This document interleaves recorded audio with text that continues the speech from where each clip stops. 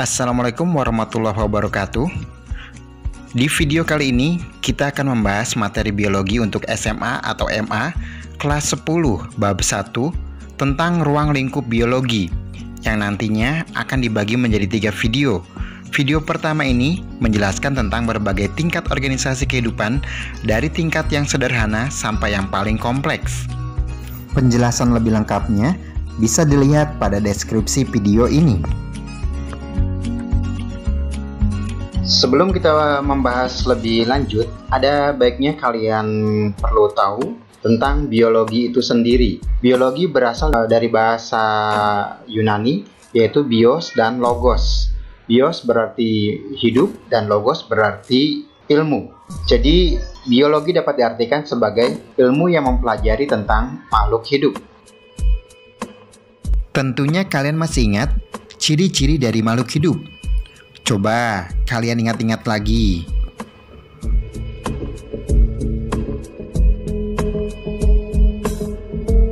Ruang lingkup biologi. Apa saja sih yang dipelajari dalam biologi? Ruang lingkup biologi mencakup berbagai tingkat organisasi kehidupan. Di antaranya molekul, sel, jaringan, organ, sistem organ, organisme atau individu, populasi, komunitas, ekosistem, bioma, dan biosfer. Baiklah, kita akan bahas satu persatu. Yang pertama adalah molekul. Molekul di sini adalah molekul biologi, seperti karbohidrat, lemak, protein, dan asam nukleat. Molekul tidak termasuk organisasi tingkat kehidupan. Organisasi tingkat kehidupan dimulai dari sel. Sel adalah bagian terkecil dari makhluk hidup. Setiap makhluk hidup pasti tersusun dari sel. Baik itu makhluk hidup bersel tunggal atau uniseluler dan bersel banyak atau multiseluler. Kumpulan dari sel yang memiliki struktur dan fungsi yang sama membentuk jaringan. Jaringan yang dimiliki oleh hewan tentu berbeda dengan jaringan yang ada pada tumbuhan.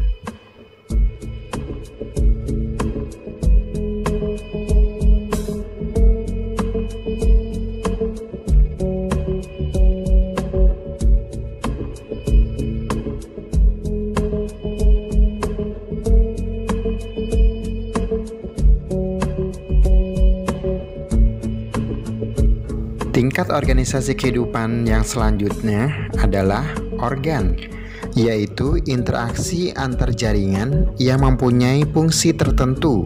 Contohnya jantung, paru-paru, hati, lambung, otak, ginjal.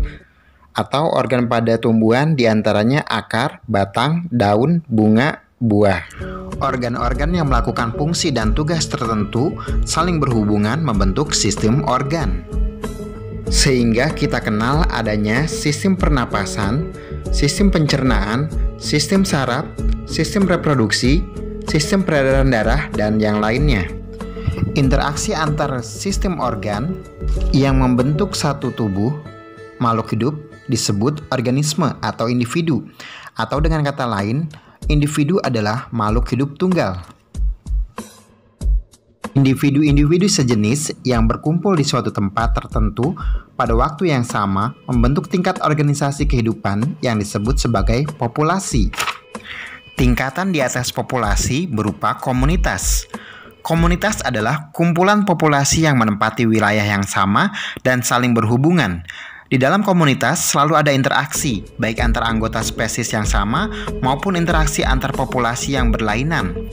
Tingkatan organisasi selanjutnya adalah ekosistem, yaitu interaksi atau hubungan timbal balik antara makhluk hidup dengan lingkungannya, atau dengan kata lain antara komponen biotik dengan komponen abiotik.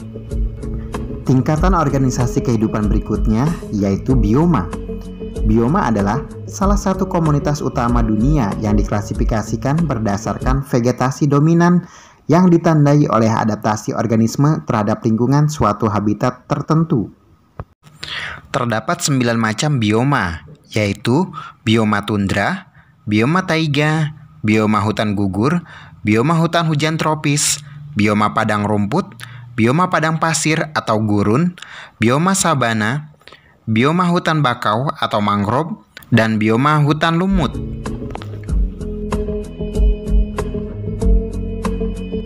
Berikut penjelasan macam-macam bioma tersebut.